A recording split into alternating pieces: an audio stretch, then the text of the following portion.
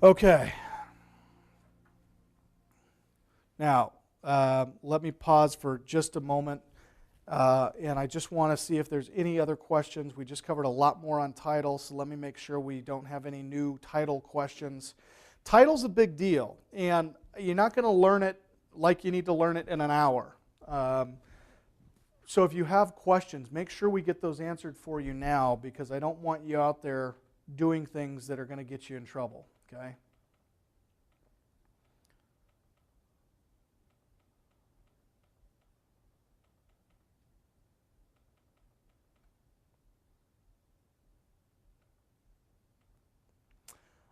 Somebody's asking for the web form where you can go to get that. Contact my office, and they will get that to you. I would just give it out to you now, but we're recording, and I don't want everyone to have access to it. I'm certainly okay with you guys that are listening right now having access to it, but some of our homeowners need to make sure they pass a test first before they're going to be allowed access to submit deals to us. And that's the other reason that I'm doing this training here today, guys, is I feel like if I take the time to get you better educated as to what is a deal and what isn't, that we can eliminate some of the challenges we've had with some of you sending in deals that are just unfundable. So with the program, the reason I'm recording this, I'm actually going to transcribe this call, and I'm going to create a home study course from what we're doing here today and a test. So to get access to my website to be able to submit deals, everyone from you guys moving on is going to have to pass the test. You guys are all grandfathered in, of course, but all the new buyers are going to have to pass the test just so that they understand what we can and cannot do. Do you have lending partners in New Jersey? This is from Robert. Yes. If not, can I refer some to your network? Absolutely, Robert. Send me an email. If you've got lenders, great. Always looking for more. Mark says, I own 3 free and clear properties which are condos. Would I be able to use these as collateral? Absolutely.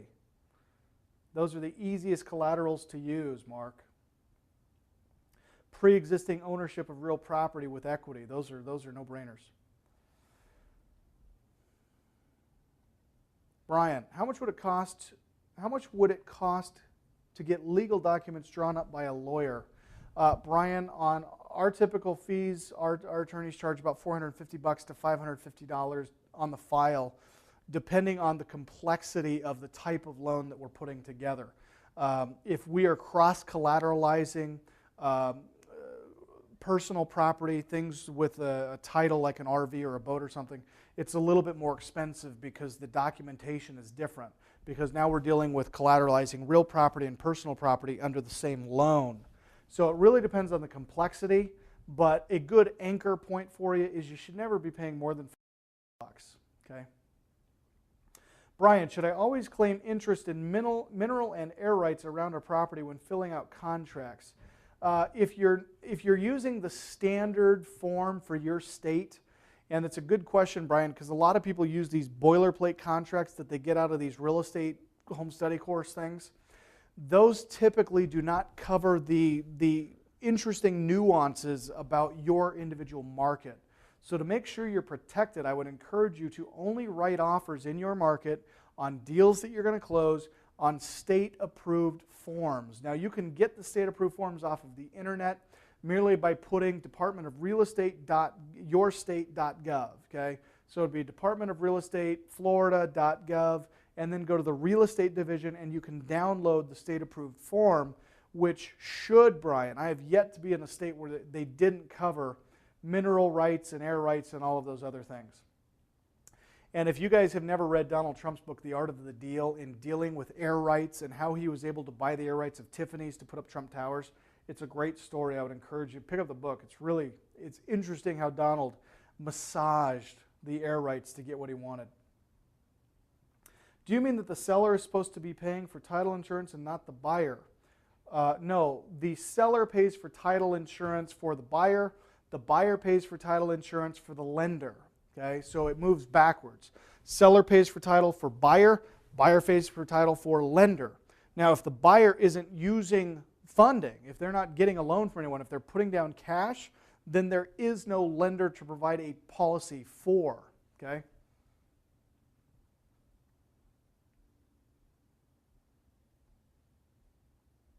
What did you say about grant deeds in California? Yachi, a grant deed is the same thing as a warranty deed in the state of California. Okay? All right, looks like we've exhausted our title questions. Let's get into a real-world example of how a deal should look. Okay? So this is the deal that came over to us. Now, it's going to be really hard to read, so follow along in your book. It's on page 76. This came over to us just not too long ago. Monthly income from this borrower is $8,000. Single-family residence, value $110,000, amount owed $65,000. So as you can see here on the schedule of real estate, that they have some equity in the real property. Going over to the subject property information. Tells us what it is. It's a 1-story, 4-bedroom, 2-bath with a jacuzzi and a swimming pool with a 2-car garage attached. 1,914 square feet. The lot size is .17 an acre. It's built in 1980. Estimated value is somewhere between $170,000 and $190,000. The acquisition price is $120,000. Okay. Does the property generate income? No. How many appraisals and studies have been completed? None. Loan amount. Requested loan amount is $100,000. Remember, their purchase price is $120,000. Now, let's go to our calculator. They want to borrow $120,000. Actually, they want to borrow $100,000. Their purchase price is $120,000, which is 83 cents on the dollar. Acquisition of $120,000 times 65, the max loan would be $78,000. Okay, $78,000 is the max loan. I want you to keep that in mind because we're going to come back to it. $78,000 max loan.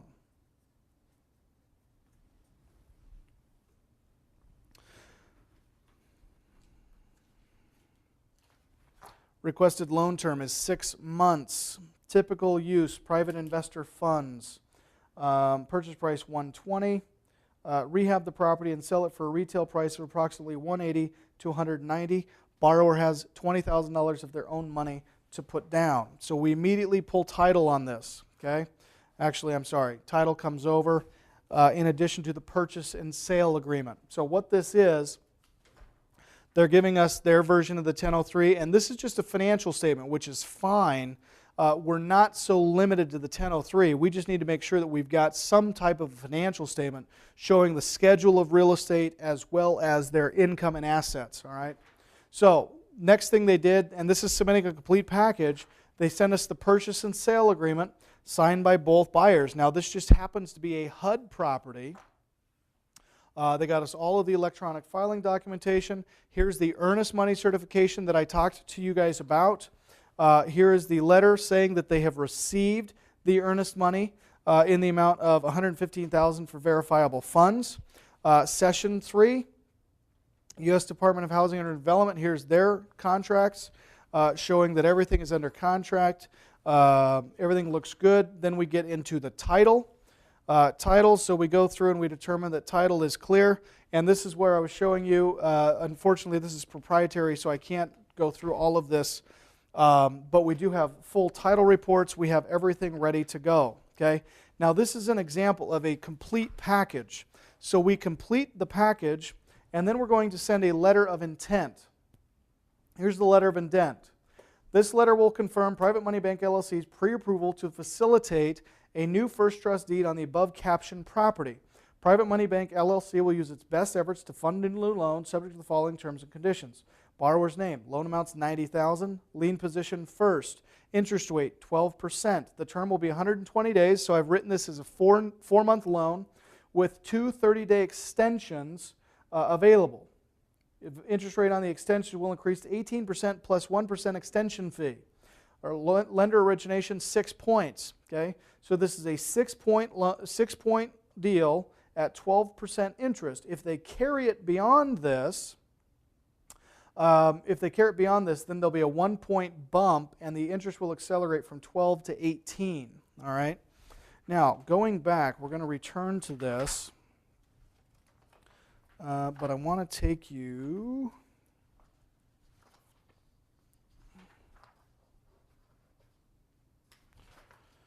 Here, this will be easier for us. Go over to page 11.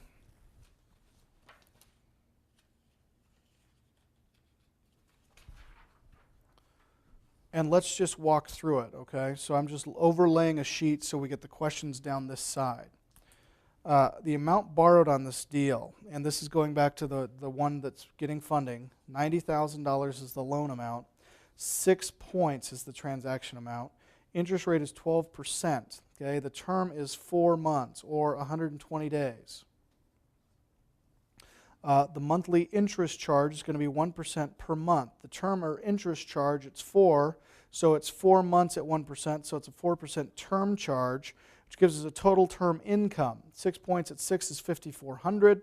$5,400 plus this, $95,400 at 12%. That's $954 a month times 4. Okay. Now notice I haven't used a calculator yet. 954. And those of you that are maybe afraid of the real estate calculators, I sent you out a link because I love this qualifier plus 3x. Some of you might have the HB212C or whatever it's called. I just can't figure those things out. Years ago, when I was getting involved in all this, I took a class from a guy who has his CCIM, which is the highest designation you can get in commercial real estate investing. And he was teaching a class on the calculator. And this is the calculator he was using, and man, I was impressed. So I've used this one ever since. I think it's easy to use. It's functionally pretty simple.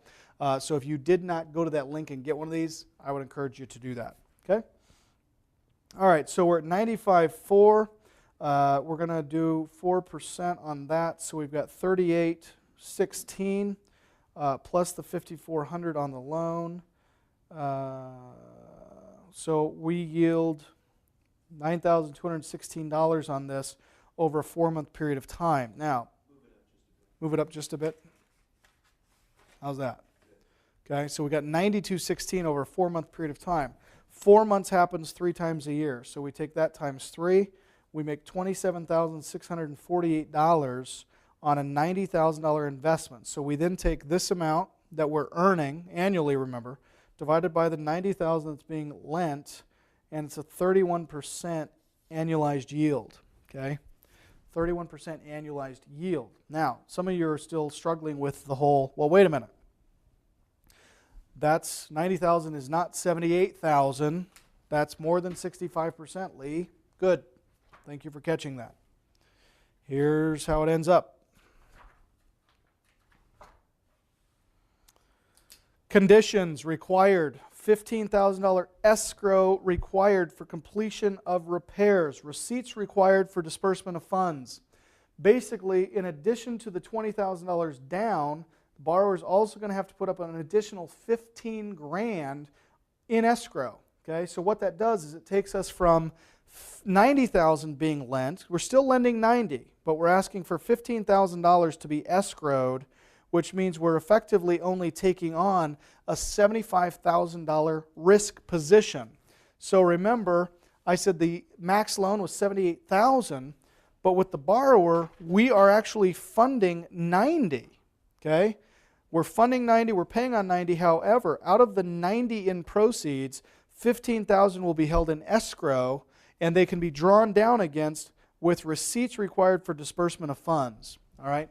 So, who was it that, I forget who wrote me the email at lunch, the guy in Texas, who was talking about lenders in his area doing these types of loans. Well, here you see us doing those types of loans, all right? We're not hard line, okay? We're not saying we can only do this forever until the end of time. We're merely saying that you send these deals into us, and if they immediately look decent, we will do everything we can to make them work. But if there's just a lot of missing information and it just doesn't look like a great deal, not happening. Now, something else we could have done, as opposed to escrowing these funds here, if you recall the schedule of real estate that the borrower submitted, they have another piece of property where they owe $65,000 and it's worth $110,000, which means their debt on this is 59%. We can borrow $65,000, so to make up the difference, we could do $110,000 at 65 cents, which is $71,500, so we could offset another $6,150 against by cross-collateralizing the other property.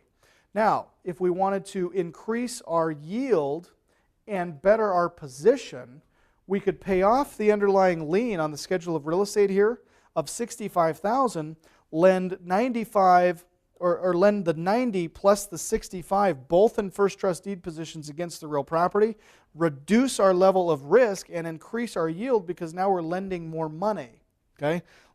I talked pretty fast there. Let me show you how that would look.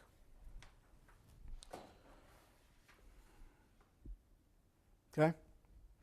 What I just said is take both properties. One, the R value is 180. The other, the R value is 110. In this one, we'd be funding 90. On this one, we'd be funding 65 to pay off the underlying trust deed. Okay? So we're going to take the two loans and combine them. So now we're doing a first trust deed secured against both properties. So we are cross-collateralizing both houses with one first against both properties. Now the way this works is great because what happens is if this property sells first, clearly 180 is enough to pay off both. So we would get 100% of our funding back and the borrower would then own this property here free and clear. You see that? However, if this property sold first, the 110 would go 100% to pay down the mortgage of 155, assuming that's what they sold it for, which would give a $45,000 cash outlay, which would still sit in a first lien position against this property. Does that make sense? Okay? So the reason for doing that is instead of writing a $90,000 loan, we're now writing a $155,000 loan that actually puts us in a lower loan to value because we have blended the two values here. So if you take the 180 plus the 110, and actually this should be 120 because that's the amount that they're borrowing, so we'll do that. 110, value between the two is 230. 230 funding 155 equals, nope, 110. Oh, wait. 120. We're funding 90. Well, we're funding 120, but they're putting 20,000 down. So it's 100, 120 plus 120 plus 110. That's what it is. Gives us a total of 230 on a 155 note, which is 67 cents on the dollar, plus they're putting $20,000 in cash down, plus $10,000 in escrow. Or I'm sorry, $15,000 in escrow, which effectively reduces our risk position from 67 cents down to about 53%, and means that we're getting 6 points and 18% interest on the same loan from the same borrower on a higher amount. Okay? So now if you compare that with what we did here, see this? Okay? So this is scenario 1, we were yielding 31%. Scenario 2, we're lending 155. Now the yield should be the same. Let's see how it comes out. 6 points at 155. $9,300 plus 155, 164.3 at 12%, 1% a month times 0.12, no, 164.3 times 0.12 equals 19 divided 12 times 4, 6,572 plus that, plus 9,300 equals 15,872 times 3, $47,616 divided by our 155 lent, 31%. Okay? So guys, here's what I did. Here's the points. Here's the interest over the 120-day term. 120 days happens 3 times in a year. So this is what we earned in fees and interest. $15,872 on a 155 loan amount. And we can do that 3 times in a year, which means we lent 155, and in a year we made 47,616, which, as you can see, is still 31%. But do you want to make a 31% return on 90 secured by one property, or do you want to make a 31% return on 155 secured against 2 properties? For me, I want my money secured against 2 properties, and I'd rather do a loan at 155 because there's more fees than doing the loan at 90, okay? So this is a perfect example of something that, had we not made some adjustments and massaged it just a little bit, we would not have been successful in being able to get funding on this deal. So how does this deal finish out? We send this off to the borrower with our proposal. Borrower agrees to it. We got a signed acceptance back the day after I printed this manual, which was a few days ago. And this deal will be funding next week, okay? Very simple, very cut and dry, very easy, very cookie cutter. Guys, these deals are easy, breezy, beautiful cover girl, okay? All right. Now, any questions on this? Because I'm going to wrap up session 3 and we're going to move on to session 4 after a short break. But I want to make sure that I address any questions you all might have at this point. Now, I also want to make sure I make this clear to those of you that are watching this recording at home. If you have questions on anything you've seen in what we've covered up to this point, clearly you can't go online and ask questions because this was previously recorded. However, if you do have questions, you can certainly call my office, 800-341-9918, 800-341-9918, or you can send any and all questions that you might have to Lee, that's me, Lee at imthesolution.com, Lee at imthesolution.com, okay? So if I can help you in any way, please let me know. Okay, questions about the last session?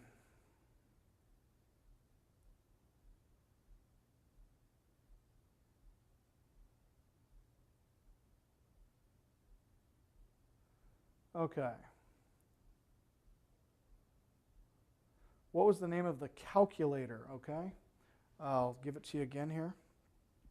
You guys see that? It is the qualifier plus 3x. Qualifier plus 3x. And it says real estate qualifying. And it is model, it's kind of hard to see, it's model 3415. See that? Model 3415. And it's through Calculated Industries. There we go. Calculated Industries is the manufacturer on that. Okay. I sent you a link when I sent you guys this book. I think this one was like $54 or something. Well worth your investment. Okay. Laura Miller says, why are the points added $9,300 a second time? Why are the points of $9,300 added a second time? Okay. Let me look at this, Laura. Okay. They're not, well, let me make sure I understand what you're saying. I've actually not, the points are here. Okay, so these are, the 6 points at 155 is 9,300.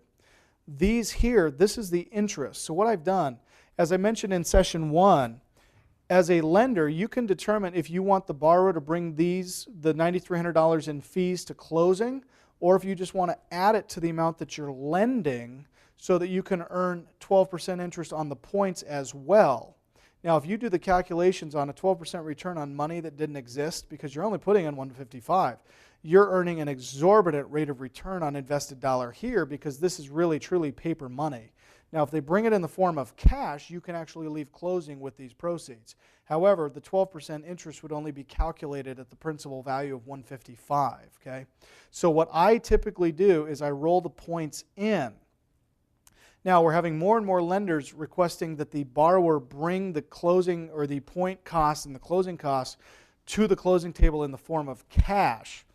So that's something we've just been seeing recently. And I think lenders are doing it because they're getting a little bit skittish about property values again. Mainly because, as many of you know, the tax credit for first-time home buyers ended. Well, it's about to end if it hasn't already. It has ended, which is scaring a lot of lenders out of the market or requiring more stringent lending guidelines because they believe that without that tax credit, first-time home buyers are going to disappear and the demand for housing is going to drop, and with it, values are going to drop. So it makes sense why they're doing that, but be aware of it. So, Laura, what I've done here, I'm adding the $9,300 in points to the principal balance, earning interest at 12, and then making $6,572 in interest over the 4 months. Okay, this is a 120-day loan. So all I do is I add the two together, giving me $15,872. And the reason that I'm charging interest is what annualized yield suggests is if I can make this great of a return in 120 days, and 120 days happens 3 times in a calendar year, then I can do this very loan 3 times. Now, certainly the next loan, maybe we get 10 points, maybe we get 18% interest, maybe we get less, maybe we get more. But the idea is if I can do it once, I can do it again. So that's what we're looking for here, and that's why I'm representing the point earning times 3, because 4 months happens 3 times in a year. 4 times 3 is 12. Okay? All right.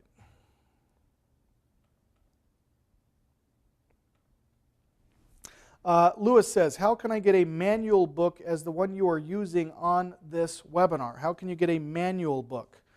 Lewis, you should have gotten one emailed to you. However, if you don't have one, you can go to this website, www.imthesolution.com/public/119.cm.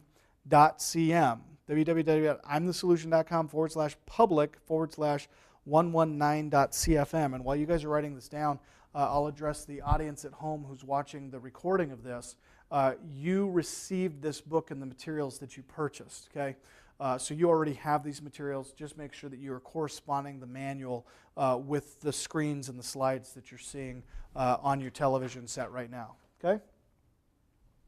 All right.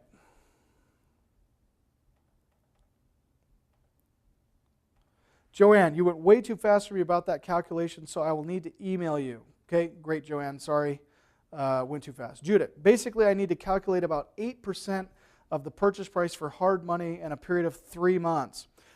Judith, yes and no, okay? And Judith, based on conversations you and I have been having, it sounds to me like you have lenders in your market, and Judith's in Southern California. I'm doing some private consulting with Judith.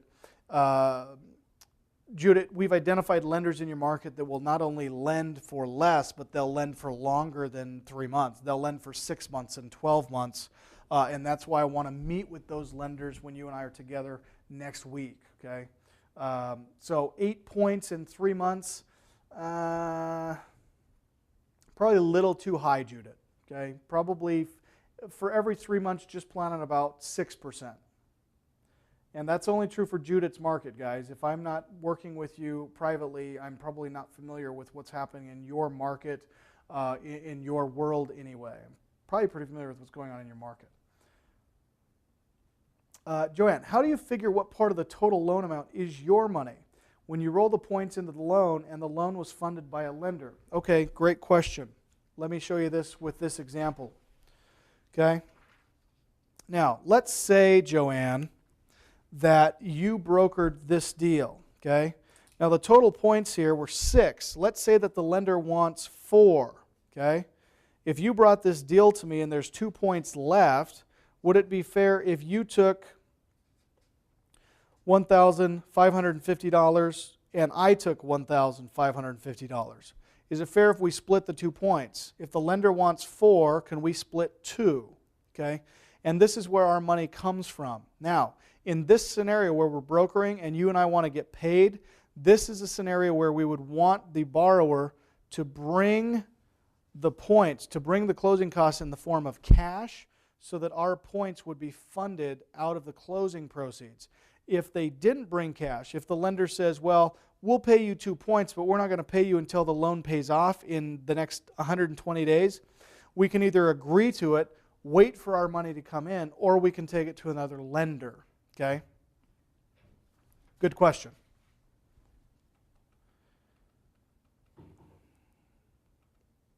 Bill, Lee, can you show the paper with the calculations again?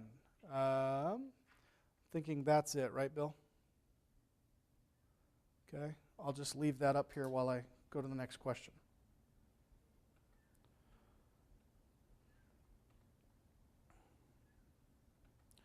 Pagel, is there an existing reverse mortgage on the property? Would you do a refi?